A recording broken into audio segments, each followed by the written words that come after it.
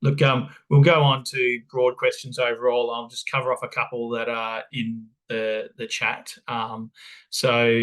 Ewan had asked Amy around whether there are any commercial beekeepers who use native pollinators instead of European honeybees. Yes, there are. So for crops like macadamia and even some avocados, there are stingless bee keepers. So there's 8 different types of stingless bee in Australia, but normally the 2 species that are often used are Ostroplevia australis and Tetragonula carbonaria.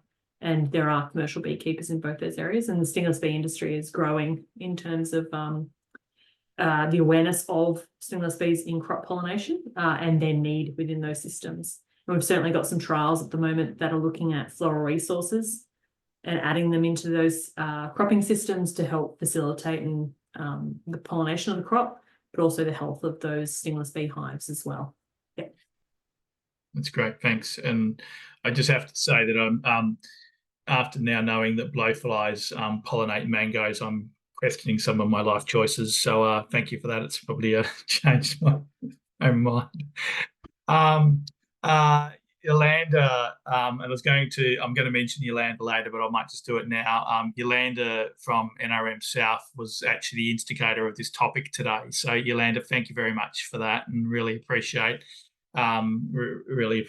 you instigating this. We'll cover off a little bit later on how others can do similarly within the NRM space. But Yolanda has highlighted that the Sustainable Agriculture Facilitators, which are a program delivered by the NRM sector with at least one facilitator in each NRM region, that they could have a really important role in terms of supporting that understanding and implementation of floral and nesting resources in ag systems.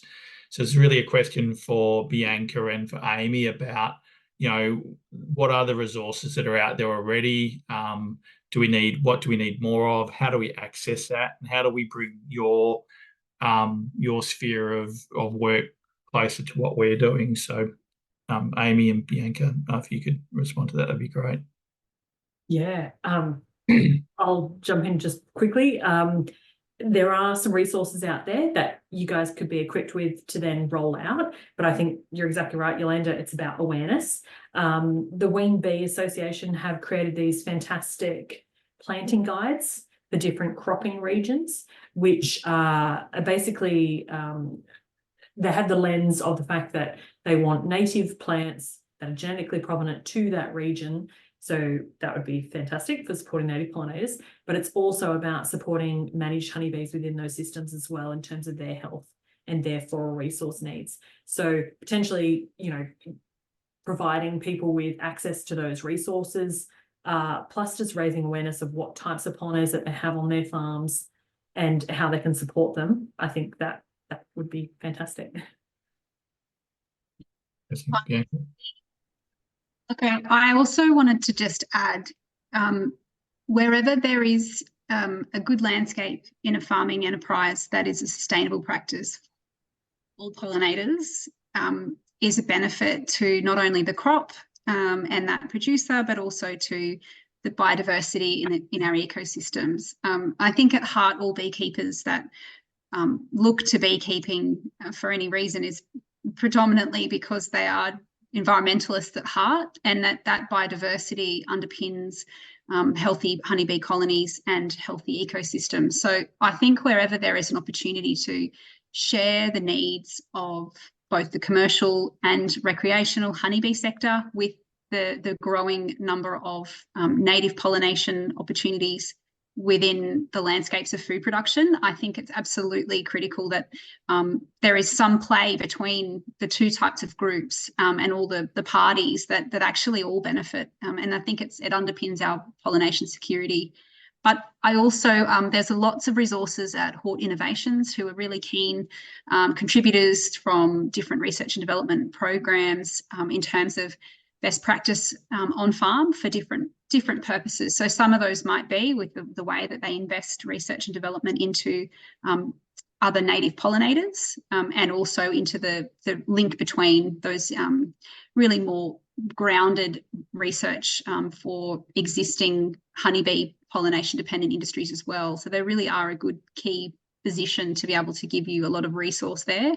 And I don't know, look, I did look deeply into the NRM website and system to understand more about the overarching organisation. And I do think there is an opportunity to continue working together wherever needed to be able to represent the honeybee industry, but also to see that the future is really quite undetermined at the moment. We're in a bit of a kilter between the risks of relying on honeybees as much as we do, but at the same time, wherever we improve the pollination and the opportunities for other insects and other species that do pollination work, we're actually all benefiting. And I mean, I much prefer to see an underplanted orchard with flowers and things that support biodiversity than a foreign landscape that looks like the moon with a couple of trees. So, I mean, at that stage, I think we're all going to benefit from an input. And much of Amy's conversation and presentation really underpins some of those opportunities. But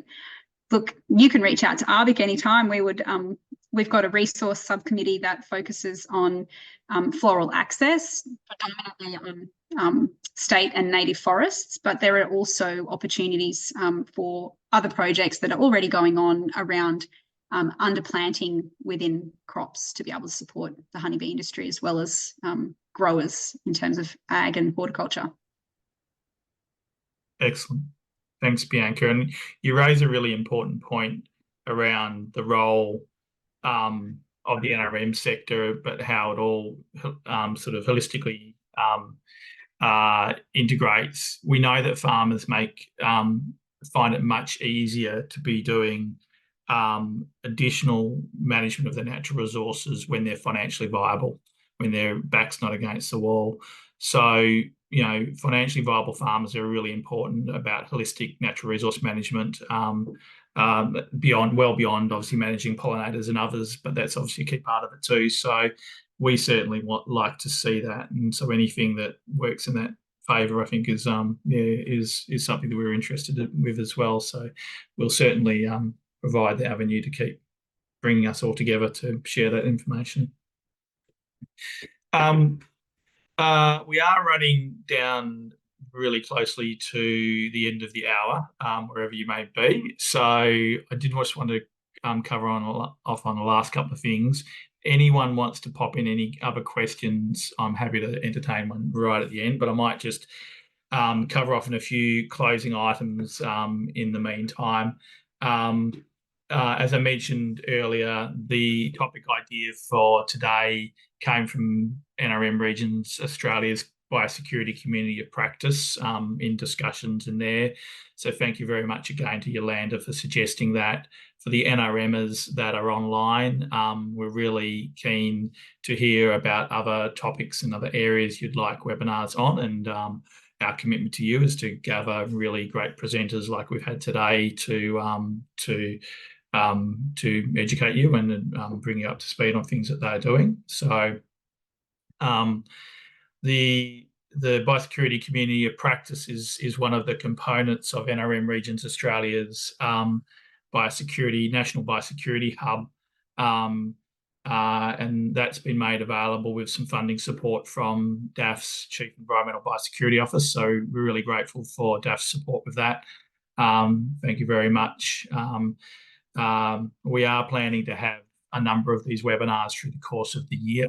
Our next webinar topic, we have started to develop that, and sort of following on from Richard's presentation, it's very much looking at technical solutions that cross over between the agricultural and environmental biosecurity spaces, and really building off some of the work that Rich has profiled through the Catalysing Australia's Biosecurity initiatives, but also through other areas.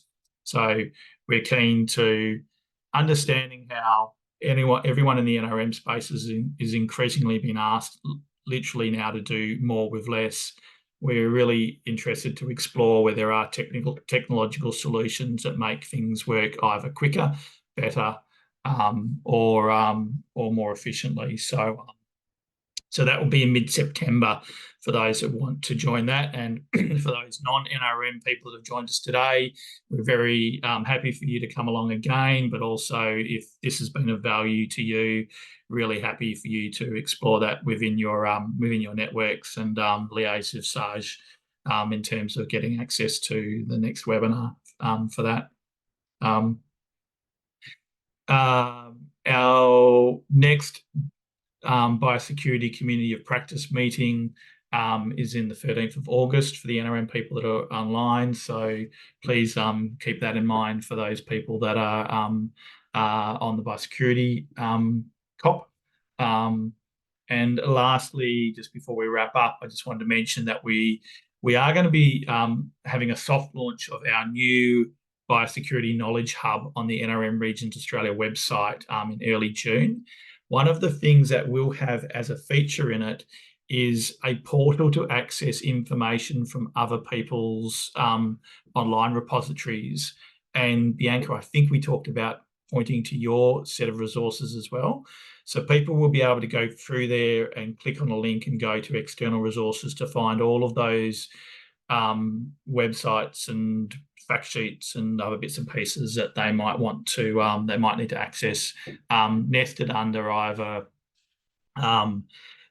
weeds, diseases, or pests. So keep an eye out for that. We'll have a soft launch of that in June. So I know that I've hit the end of my time. So look, thank you, everyone. Thank you to the presenters, to Bianca, Amy, and Rich for your presentations today.